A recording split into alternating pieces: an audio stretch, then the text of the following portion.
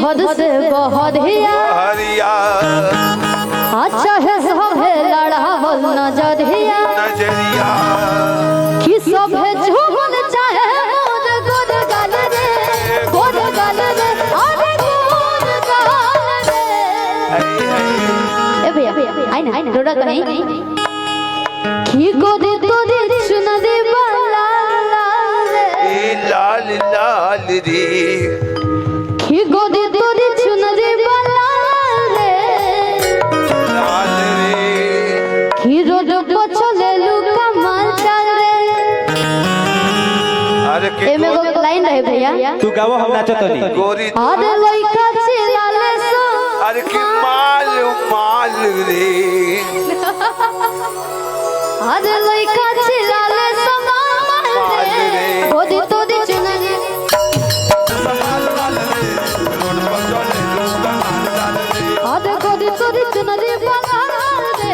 Road पर चले लुका माल चल रे।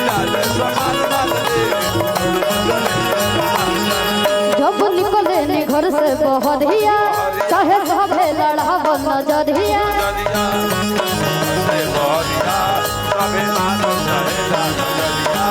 जब निकले नी घर से बहुत हिया चाहे सब लड़ा बन नजरिया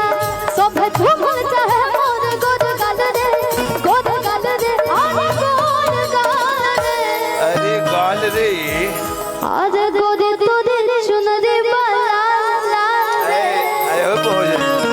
अरे कि गोरी तोरे चुनरी बा हरा हरा रे नीचे से ऊपर बड़ू भरा भरा रे। अब भैया कहता है कि गोदी तोदी चुनरी बाला रे गोदी तोदी चुनरी बाला रे गोड पर चले लुका मान चल रे